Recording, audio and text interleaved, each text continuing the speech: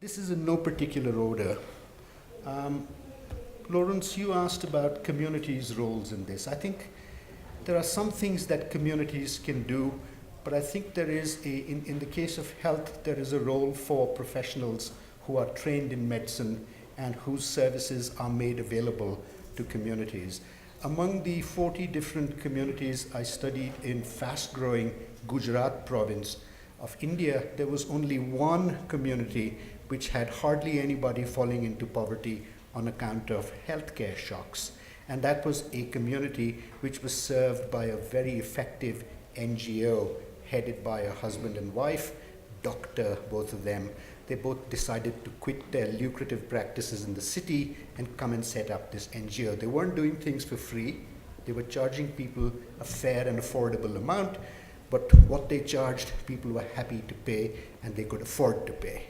Apart from this one community, which was served by an NGO that was supported by the community, there was no other community that did not have these incidents of falling into poverty on account of healthcare. There was a question about what were the reasons for moving out of poverty. I believe that was your question. So it's not the reverse of falling into poverty. There were different asymmetric reasons. To put it very, very briefly, the single most important reason for moving out of poverty was families diversifying their income sources. In the case of rural families, it usually involved one member or more of the family, usually a young man, sometimes a young woman, moving out of the village into a city and finding some kind of job in the city, usually in the informal sector. That money coming on top of what people made traditionally back home would put these families just above the poverty threshold. Very few of the people who escaped poverty became rich in my studies. Those who moved out of poverty became non-poor, but they were a huge distance away still from becoming rich or well-to-do. There's this zone in between which can be crudely captured by the World Bank's interval between the $1.25 and $2 distance, which is where a lot of people are moving up when they move out of poverty. I found hardly anybody moving above the second poverty threshold. Do you want to complete what you were saying about livestock? Just to be more intentional about saving those assets in a household, insurance or whatever, so that those aren't the last things that go exactly back into the I couldn't agree more. Saving livestock is very, very important. And yes, when families desperately need money to deal with health shocks or other kinds of shocks, cattle, particularly the smaller animals, are the first things to go.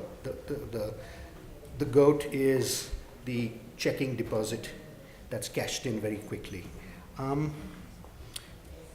Family size, does it have a positive or a negative effect? It depends who you're asking. At the macro-national level, it goes into the denominator. So population is a negative.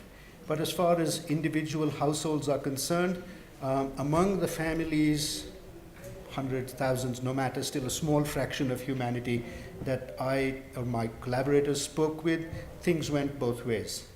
In some cases, it was hands to work that mattered. In other cases, it was mouths to feed that mattered.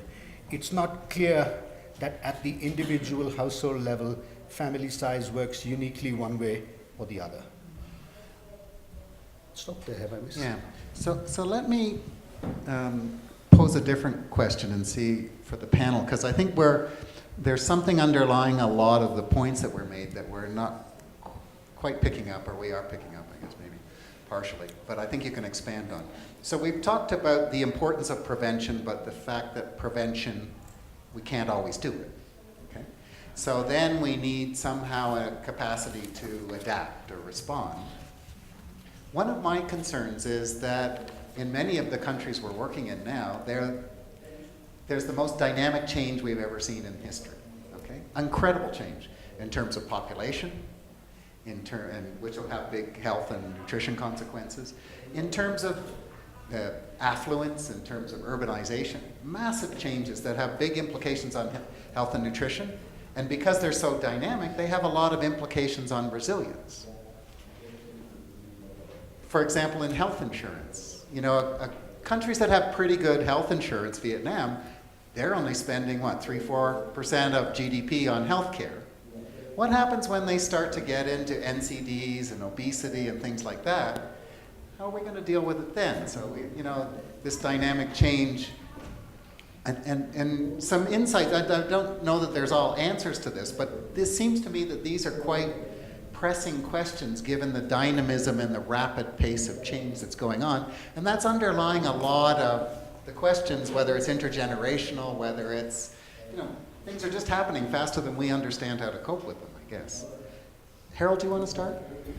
Yeah, I actually did a study trying to look at the economic consequences of malnutrition, and I included in the model diabetes and the cost of diabetes. And a colleague came up to me, a specialist, says, well, in India, diabetes comes about 20 years earlier than it does in Europe. Would you change your model, putting it 20 years earlier? It made no difference. And the reason it made no difference is, I'm sorry to say, is a standard economic approach that you discount the future. At any reasonable discount rate, what happens in your intervention on a child or a mother during pregnancy, the diabetes it's just so far away, it doesn't count. Now, on the other hand, and this is the important part of it, that one of the major causes of non-communicable diseases and diabetes is malnutrition, not overnutrition. And addressing malnutrition for other reasons will also get you a reduction of the non-communicable diseases, but at the same time a reduction of childhood death and improved IQs. And okay, you also get the diabetes, but you get the immediate results throughout the child's lifetime. So you get the same intervention for a different reason. So invest more in prevention. Yes. Okay. Anna, do you have any comment on this kind of, you've been observing in a lot of different countries, so you'll have some insight. Just a quick comment, John. I think it's not just health insurance that we need here. It's an important element of the solution, but I think it's one of at least 3 different elements. The second element is provision. I mean, there are some communities I studied which have to travel several miles just to get a hold of qualified medical attention.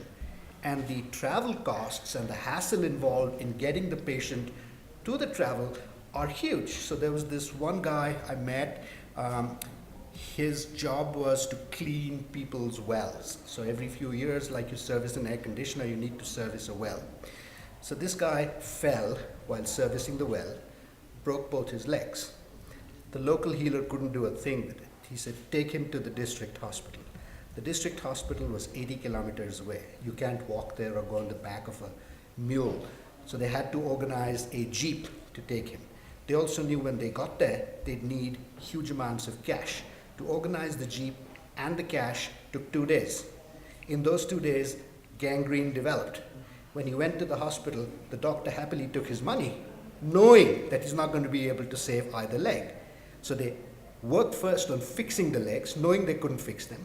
Then they amputated the legs because they knew that's what had to be done. Then the guy died. So it's insurance, it's provision, and it's regulation. The commercialization of medicine has created all sorts of undesirable behaviors. Now, doctors, like anybody else, are human beings. They fall prey to the temptations that exist of getting rich quickly in a world where getting rich quickly is the thing to do. And not just me, but lots of people have documented incident after incident of commercialized medicine without regulations leading to amoral behaviors of different kinds. And that's because of information asymmetries of various kinds.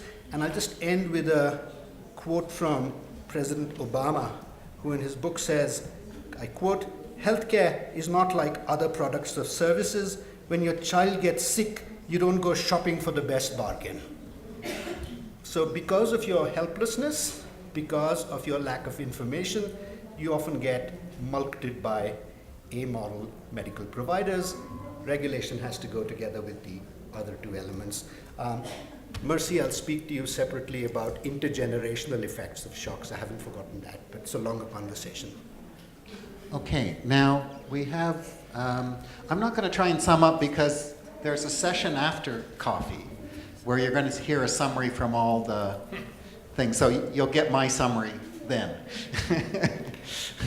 I'm not quite sure how I'm going to summarize yet. So I couldn't give it to you now anyway. We have about 15 minutes. And we had a kind of rich input from you last time.